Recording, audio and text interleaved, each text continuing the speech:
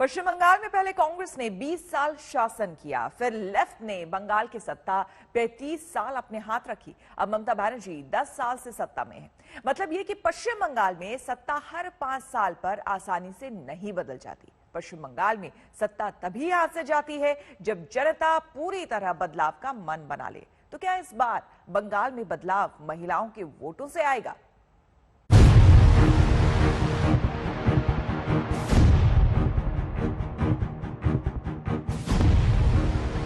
पहले पोस्टर तृणमूल कांग्रेस लाई बंगाल को अपनी बेटी चाहिए, फिर पोस्टर लाती है बीजेपी ये लिखते हुए कि बंगाल को बेटी चाहिए बुआ नहीं, और फिर इसके बाद कोलकाता की सड़कों पर एक बुजुर्ग मां का जख्मी चेहरा आता है पोस्टर पर चिपका हुआ। इसमें क्या लिखा है, पहले संवाददाता पौलमी साहा आपको बताती है। इन्हीं की बांग्लार मेन ओए, यानी क्या ये बंगाल की बेटी नहीं है?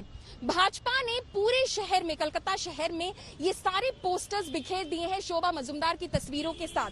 शोभा मजुमदार एक 85 साल की बूढ़ी महिला है जिनके बेटे भाजपा के कार्यकर्ता है गोपाल मजुमदार। अब दोनों का इल्जाम है कि शनिवार की रात को तृणमूल कार्यकर्ताओं ने उनके घर में घुसकर उनसे बदसलूकी की, उनसे मारपीट भी की, एक बूढ़ी महिला को मारा। पुलिस इस मामले की जांच कर रही है।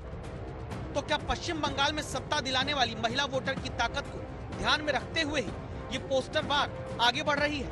इस वजह को आप सरल शब्दों में आंकड़ों के साथ जाने उससे पहले देखिए, यह है उत्तरी दमदम में 85 साल की बुजुर्ग शोभा मजुमदार, जिनके घर पर बीजेपी के तमाम नेता पहुंचते हैं। आरोप है शोभा मजुमदार के बीजेपी कार्यकर्ता बेटे गोपाल पर कुछ लोगों ने हमला किया, जिसमें मां शोभा को भी नहीं छोड़ा गया।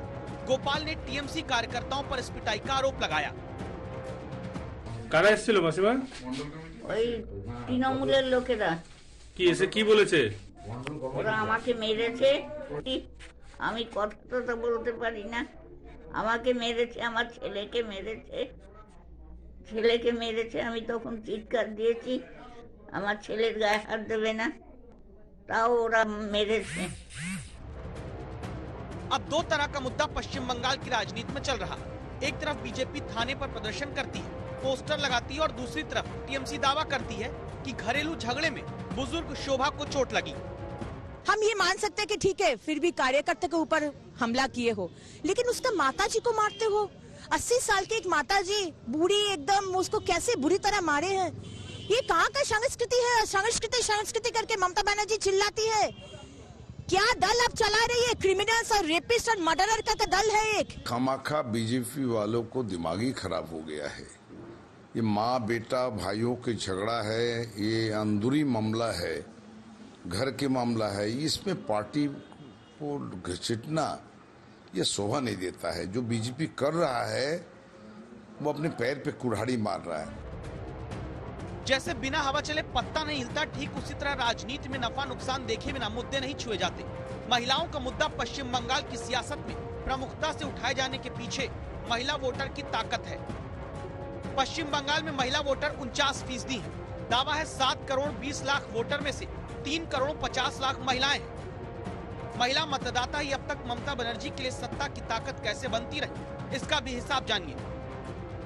पश्चिम बंगाल में पिछले 2 चुनाव से महिलाओं का मतदान कुल मतदान के मुकाबले ज्यादा होता है। 2011 में 84% से ज्यादा महिलाओं ने वोट दिया तो ममता बनर्जी 184 सीटें जीत कर आई थी, और 2016 में भी 82% कुल मतदान के मुकाबले 83% महिलाओं ने आगे आकर वोट डाला, और इस चुनाव में ममता की सीट का आंकड़ा 200 के पार था।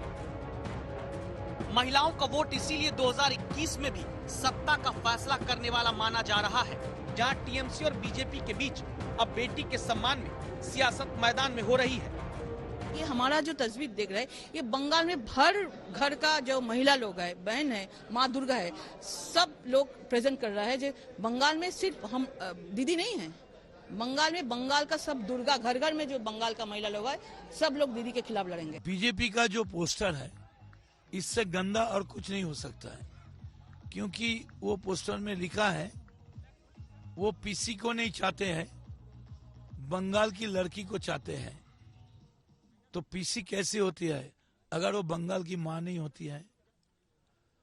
तो ये बंगाल को जो मां है, बंगाल की जो जनाना है, हमारी अम्मा है, मां है, सबको अपमान किया।